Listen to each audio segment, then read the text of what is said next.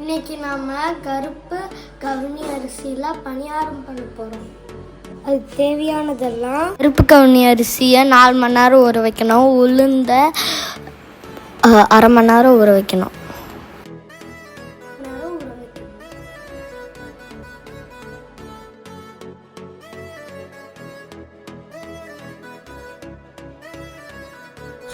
அம்மா நல்லா நான் சொன்ன ஐட்டம் எல்லாத்தையும் நல்லா மாவை அரைச்சிட்டாங்க. ஊற்றலாமா? இப்போ நான் பணியாரக்கல்ல எண்ணெயை ஊற்றி நல்லா காய வச்சுக்கணும்.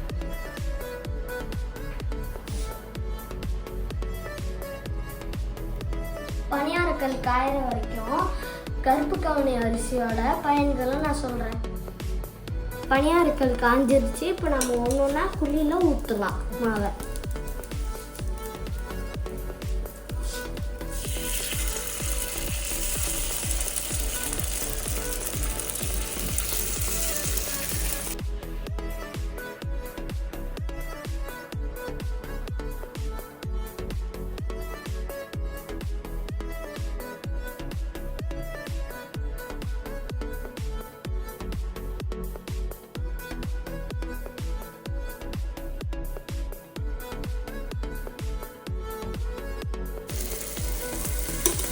இப்போ எல்லாத்துலேயும் ஊற்றியாச்சு. பணியாரம் நல்லா வெந்துருச்சு. ஒரு சைடில் நல்லா வெந்துருச்சு, இன்னொன்று சைடில் திருப்பிடலாம்.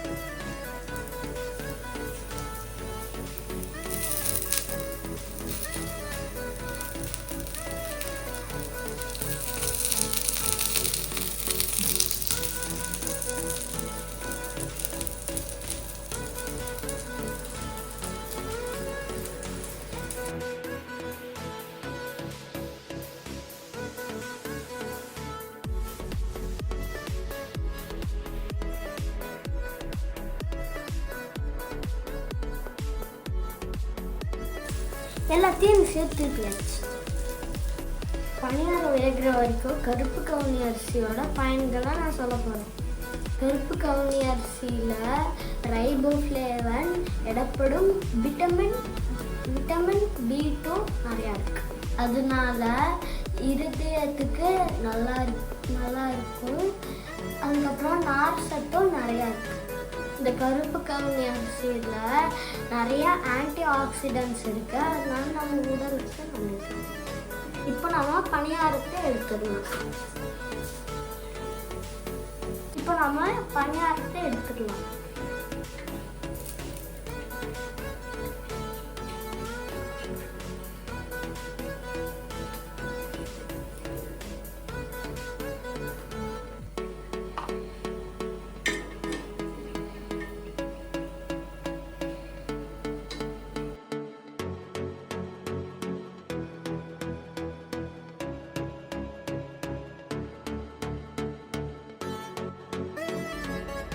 எல்லா பணியாரத்தையும் எடுத்தாச்சு. இந்த சுவையான கருப்பு கவுனி அரிசி பணியாரத்தில் இப்போ நாம் சிகப்பு சட்னியும் போட்டுலாம். ரொம்ப நல்லா இருக்கும். இதை நீங்களும் வீட்டில் உங்கள் அம்மாவோட கைடன்ஸில் நீங்களும் பண்ணலாம். ஹெல்ப் பண்ணுற மாதிரி இருக்கும், நல்லாவும் இருக்கும். சாப்பிட்டு பாருங்கள் நீங்களும்.